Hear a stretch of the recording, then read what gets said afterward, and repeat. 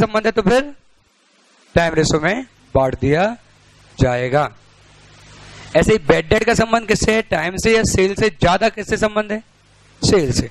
इसलिए जो bed date का खर्चा है वो भी कहाँ आ जाता है? सेल्स के रेशो में आ जाता है। ऐसे कैरिज आउटवर्ड का खर्चा कहाँ आएगा बताएं जरा? कैरिज आउटवर्ड सेल्स या टाइम? सेल्स। कैरिज आउटवर्ड का मतलब क्या हो रहा है? मैं अपनी दुकान से सामान लेके जा रहा हूं। कहां? कस्टमर के यहां। या तो होम डिलीवरी कर रहा हूँ, या मैं दुकान पे से उठा के बाजार में लेके जा रहा हूँ जहां मैं डिस्प्ले करके बेचूंगा, है ना। आज बाजार का दिन है, मैं वहां सामान लेके जा रहा हूं। तो कैरिज आउटवर्ड क्यों करूंगा मैं? क्योंकि मुझे बेचना है, अदरवाइज तो कोई और पर्पज ही नहीं बनता। मैं घुमाने थोड़ी ले जा रहा हूँ कि यार कई दिन से बैठे हो तुम, चलो दुनिया देख लो, क्या पता। तो बेड डेट या फिर कैरिज, यहां लिखा अपन ने कैरिज आउटवर्ड। अब अपन को सारे लिखने की जरूरत नहीं है, अपने को ना एक आइडिया होना चाहिए बस, है ना, कि अच्छा इस तरीके की बात है तो हमें उसको टाइम में लेना है या फिर हमें कहां पे लेना है? उसको सेल में लेना है। क्या कोई डाउट इसमें? पक्का? थोड़ी थोड़ी जगह रखना, है ना। 2 लाइन यहां बचा के रखना ना, अगर संभावना बची हो तो, ठीक है। और इसके बाद भी 2 लाइन बचा के रखना। बहुत अच्छे अच्छे पॉइंट है जो मैं तुम्हें अलग अलग टाइम पे डिस्कस करूंगा। ये ट्रेवलर्स कमीशन, ट्रेवलिंग एक्सपेंस, बहुत सारे पॉइंट है जो तुम्हारे दिमाग में आएंगे, मेरे दिमाग में है। उनको धीरे धीरे करके डिस्कस करूंगा, है ना। हौच पौच नहीं कर रहा हूं, आराम आराम से डिस्कस कर। कुछ पूछ रहे हैं? कैरिज इनवर्ड, जैसे अपन ने अगर जीपी ले लिया तो फिर कैरिज इनवर्ड क्या हो चुका होगा? यहाँ पे माइनस हो चुका होगा। अदरवाइज बताना कैरिज इनवर्ड किस चीज पे होता है? परचेज। और परचेज का संबंध किससे होता है? सेल। तो सेल भी सेल रेशो में बटेगी, परचेज भी सेल रेशो में बटेगी, कैरिज इनवर्ड भी सेल्स रेशो में बटेगा। इसलिए जीपी ही किस रेशो में बांट दिया? सेल में। बात ही खत्म हो गई। क्योंकि ट्रेडिंग अकाउंट में जो भी आ रहा है उसका सीधा संबंध किससे होगा? सेल से। अगर उसका सीधा संबंध नहीं होगा तो वो ट्रेडिंग अकाउंट में आ ही नहीं सकता। ट्रेडिंग अकाउंट में कौन से खर्चे आते हैं? Purchase, direct expense. और डायरेक्ट एक्सपेंस का मतलब क्या होगा? जो डायरेक्टली किससे रिलेटेड है? सेल से। डिस्काउंट रिसीव्ड, तो हमें रिसीव हुआ डिस्काउंट, ये तो जब हुआ तब की बात है। अब वो किस चीज पे हुआ? क्या ऑर्डिनरी परचेज पर हुआ? हाँ, तो फिर सेल्स रेशो बढ़ जाएगा। अगर वो परचेज रेशो बोलेंगे तो परचेज रेशो में बांट देंगे, अगर नहीं बताएंगे तो सेल्स रेशो, क्योंकि परचेज का रेशो बताया नहीं जाएगा। और परचेज को हम किस रेशो में बांट देंगे, इसलिए फिर डिस्काउंट भी किस रेशो में चलेगा? ऐसा नहीं तो बिल्कुल। 2 क्वेश्चन बेहतरीन है इस चैप्टर में, ठीक है। जहां ये जो अपन बातें मजाक मजाक बोले ये सब साइड रख के पूरा दिमाग लगाना पड़ेगा, लेकिन केवल 2, है ना। बाकी तो ऑर्डिनरी हो गया कि सेल में बांट दो, टाइम बांट दो, ऐसा कर दो, वैसा कर दो। तो वहां तक के लिए वेट करना है हमें, तो बढ़िया मजा आएगा उसमें। अब इसको साफ कर दूं मैं। अब कुछ खर्चे हैं जो एक्सक्लूसिवली पोस्ट पीरियड में जाते हैं, और ऐसा कोई खर्च नहीं है जो एक्सक्लूसिवली प्री में जाता हो। ऐसा कोई खर्च नहीं होता।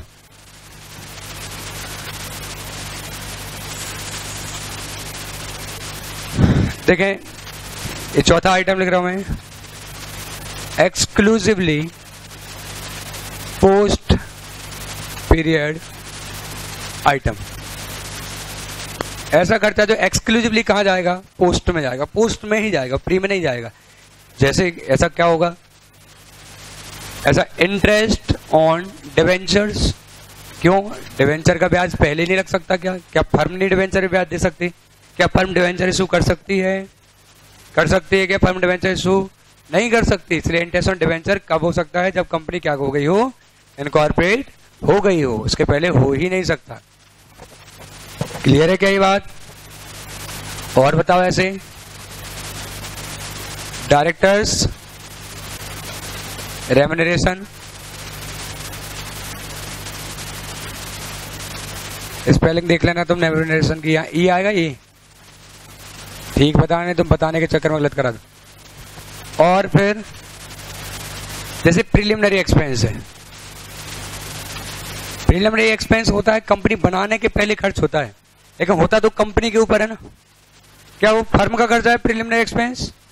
अपन ने अभी फर्म को कंपनी में कन्वर्ट किया था, तो बताओ प्रिलिमिनरी एक्सपेंस किसका खर्चा है? फर्म का या कंपनी का? कंपनी का। प्रिलिमिनरी एक्सपेंस का मतलब होता है कंपनी बनाने के खर्चे। तो किसके खर्चे हैं? कंपनी के या फर्म के? कंपनी। इसलिए वो किस पीरियड में आएंगे? पोस्ट में आएंगे, कंपनी के पीरियड में जाएंगे। ऐसे ही अंडर राइटिंग कमीशन किस पे देते हैं हम? जब हम शेयर या डिवेंचर इश्यू करते हैं, ठीक है, तो उनकी अंडर राइटिंग करा लेते हैं, तो उस पर हमें कमीशन देनी पड़ सकती है। 1-2 लाइन यहाँ छोड़ दो, जब भी कुछ ऐड करना हो कर ले। हाँ, ऑडिट फीस पे डिस्कशन करना है। जैसा मैंने बोला स्पेशल पॉइंट है, ऑडिट फीस डिपेंड करती है किस चीज की ऑडिट फीस ली गई है। क्या वो आपसे कंपनी ऑडिट की फीस ली गई है, क्या वो टैक्स ऑडिट की फीस ली गई है। और तीसरी मुद्दा प्रॉब्लम वाला ये है कि क्या पता क्वेश्चन साइलेंट हो, और साइलेंट हो तो फिर ऑडिट फीस किस चीज के बारे में बात करेगी, तो ये मैं तुम्हें लिखवा दूंगा। इसलिए 1-2 लाइन में क्या कर रहा हूँ, तुम्हें छोड़ने का बोल रहा है ना। एकदम से सब कुछ ना बात करते हुए 2-3 बातें कल तक के लिए बचा लो, नहीं तुम आज पढ़ लो फिर आओ ना। लिख लिया ये तुमने? तो 2-3 पॉइंट और बच्चे हैं, अभी लिख लो, फिर देखते हैं। 5वां, interest to vendor on delayed payment of consideration।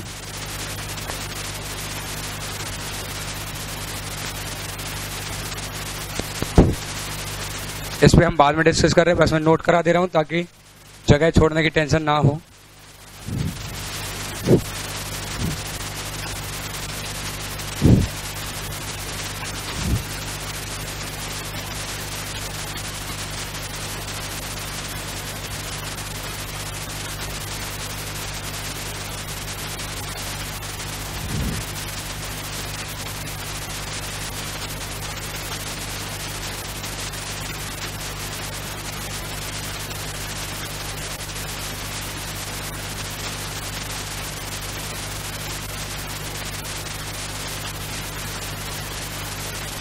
ऐसी पढ़ाई मैंने पहली बार करी यार, फिर मजा आ रहा है, फिर मजा आ रहा है। अच्छा, ये अच्छे हैं तो अभी विरोध मत कर देना, वहां बहस चढ़ जाएगी। ये नई जनरेशन के बच्चों को क्या आता है, तेरा जरूर लगा दे वहां।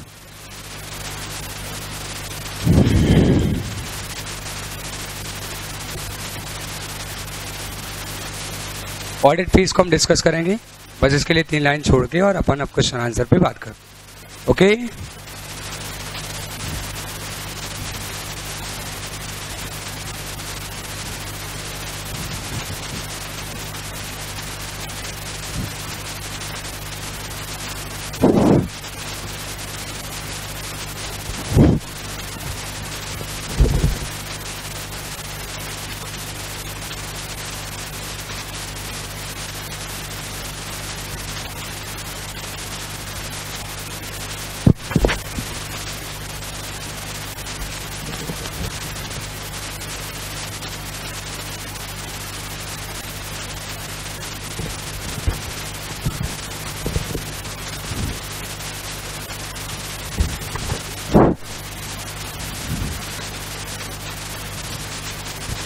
वैलेंटाइन डे स्पेशल चले।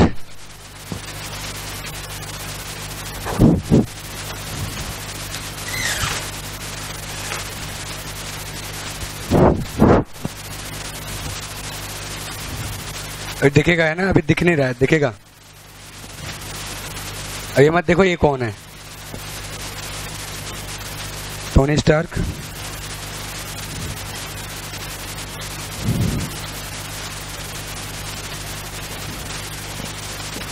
एक मिनट देख लो मैं कौन सा क्वेश्चन करा रहा हूं तुम्हें।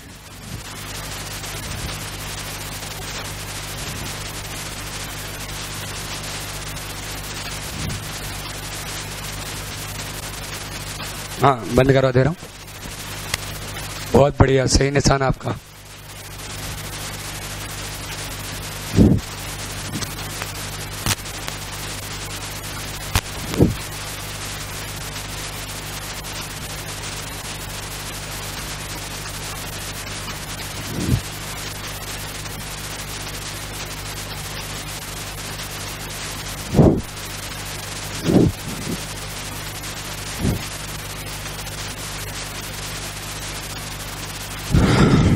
नोट्स अभी मिल जाएंगे ना, बस 5 मिनट में नोट्स मिल जाएंगे तुम्हें, इसको देख लो तब तक।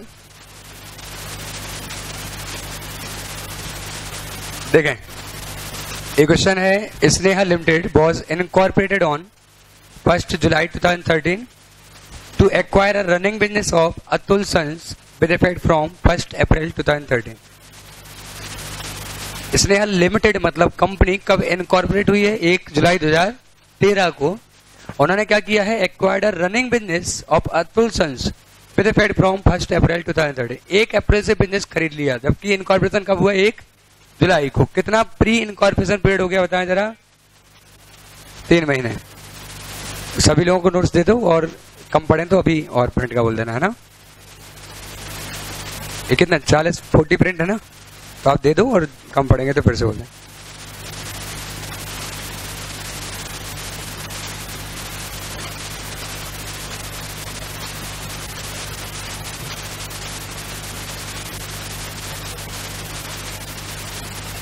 हाँ, कितने महीने का प्री इनकॉर्पोरेशन पीरियड है? ओके, फिर आगे लगा during the year 13-14 the total sales were 24 lakh, of which 4,80,000 were for the first 6 months, and the gross profit of the company was 3,90,800। तो सेल उन्होंने बोला कि पूरे सारे टाइम की सेल कितनी है? 24 लाख है, जिसमें से शुरुआत के 6 महीने की सेल 4,80,000 है, ठीक है? और जीपी कितना है? 3,90,800। ये expense debited to P&L account. P&L में ये सारे खर्चे डाले गए हैं। डायरेक्टर की फीस 30,000 रुपए का खर्चा है डायरेक्टर की फीस का। बताओ एक कहाँ जाएगा? प्री में, पोस्ट में, टाइम के रेशो में कि सेल्स के रेशो में? प्री, पोस्ट, टाइम या सेल? पोस्ट। तो पहले मैं यहाँ सॉल्यूशन शुरू करता हूँ, कैसे करना है हमें, ठीक है? तो हम सबसे पहले टाइम स्केल बनाएंगे, ठीक है? तो ये टाइम स्केल बनाई हमने। इसमें ढूंढना जरा ये क्वेश्चन कहाँ पे है, मुझे नहीं पता है कहाँ पे होगा। क्वेश्चन नंबर 6 हो भी सकता है, नहीं भी। क्वेश्चन नंबर 10, ठीक है? तो बिजनेस खरीदा गया है 1 अप्रैल 2013 से। 1 अप्रैल 2013 से बिजनेस खरीदा गया है, जबकि इनकॉर्पोरेट कराया गया है। कब इनकॉर्पोरेट कराया गया है? 1 जुलाई 2013 को। और बिजनेस क्लोज कब किया जा रहा है? 31 मार्च 2014। 31 मार्च 2014 को क्लोज किया जा रहा है। तो यहां हो गया अप्रैल, मई, जून, सॉरी बस अप्रैल, मई, जून 3 ही महीने हो रहे हैं। ओके,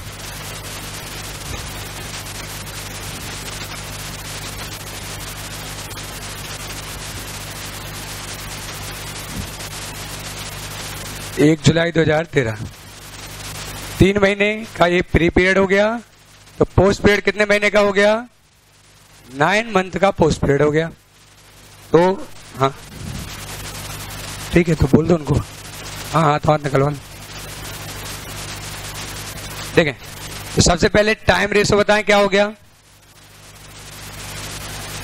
टाइम रेशो क्या हो गया? मतलब जो चीजें टाइम के रेशो में बटनी है वो किस रेशो में बटेंगी? तो 3:9 मंथ मीन्स 1:3।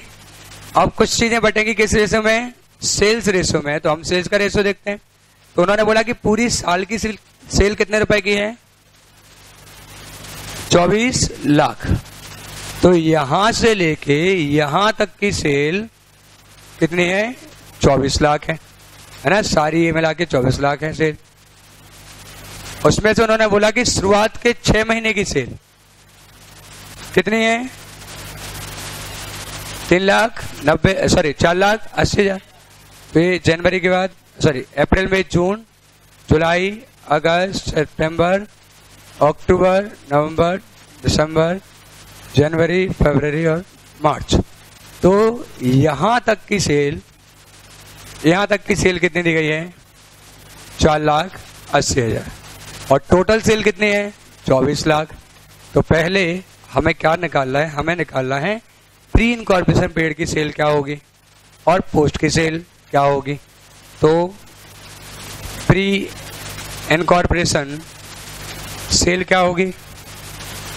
4,80,000 इस शुरुआत के 6 महीनों की सेल है। तो फिर 3 महीनों की सेल क्या होगी? 2 लाख। ये हो गई प्री पीरियड की सेल, ठीक है?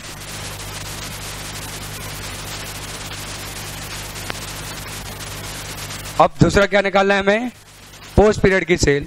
तो पोस्ट पीरियड की सेल क्या हो जाएगी,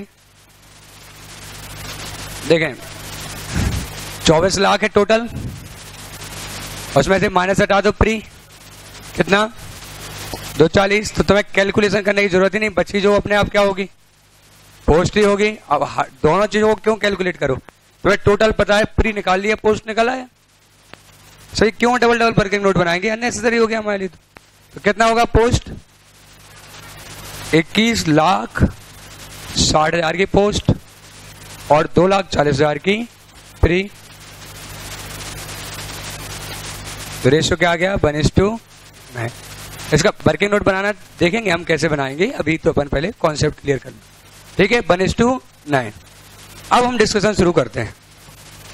जीपी कितना दिया गया हमें, 3 लाख। जल्दी से बोले, बस क्वेश्चन शुरू हो रहे हैं अपने। 3,90,800 किस रेशो में बटेगा, सेल्स के रेशो बटेगा। Director fees, bad debt, sales, advertisement 24,000 under a contract amounted to 2,000 per month. Time ratio बटेगा salary and general expense, time के ratio preliminary expense return of post, donation to political party given by company, post में जाएगा। Prepare statement showing pre incorporation and post incorporation profit. क्या किसी exam में आया हुआ है, मई, हाँ कितने नंबर का, 8 का। बताओ ऐसे ऐसे 8 के आते, सॉल्व करना है इसको।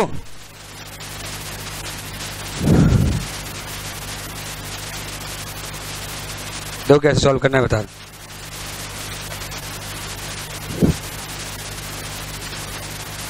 तो बना लें statement of profit and loss.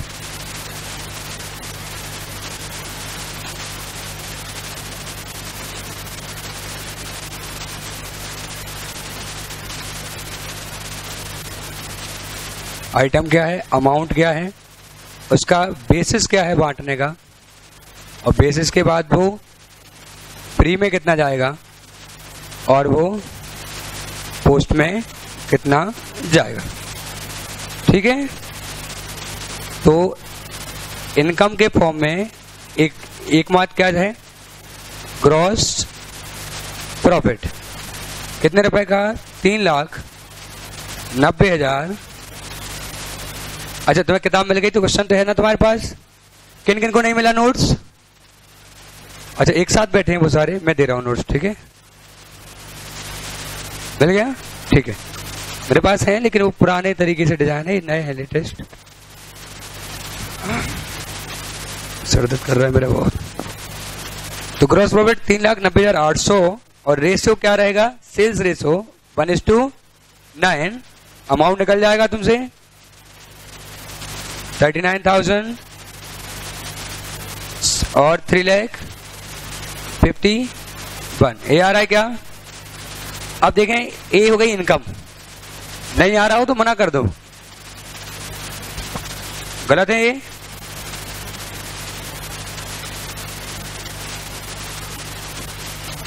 ठीक है फिर से बता दो, 39,080 और यहाँ 3,51,720, ठीक है, ओके। अब देखना यहाँ एक ही इनकम है तो सीधा तुम माइनस कर सकते हो एक्सपेंस।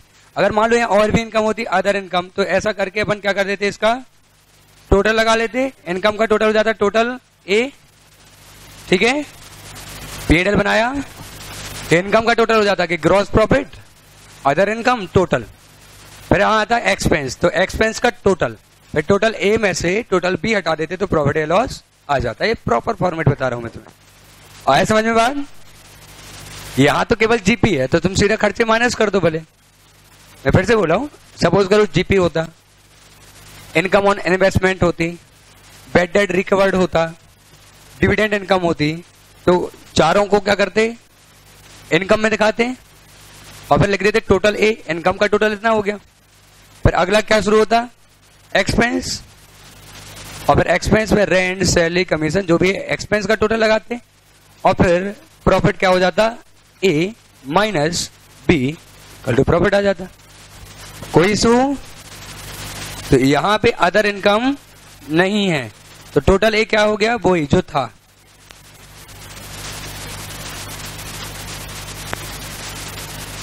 $39,080 और 3,51,720, यही टोटल रह गया। अब दूसरी हेडिंग किस चीज की डाल दें हम, बोलो एक्सपेंस की। ठीक है, एक्सपेंस में कौन कौन से एक्सपेंस हैं देख लो। सबसे पहले क्या था, डायरेक्टर्स फीस। ठीक है, तो ये आ गया डायरेक्टर्स फीस। कितना अमाउंट था, मुझे कहीं नोट्स ढूंढने पड़ेंगे, तुम बताओगे थोड़े, मेरे पास नहीं नोट्स। 20, 30, तो कहां जाएगा ये, तो प्री में नहीं लिखेंगे, सीधा कहां लिख देंगे, पोस्ट में लिख देंगे। तो कितना आएगा पोस्ट में, 30,000 आ जाएगा।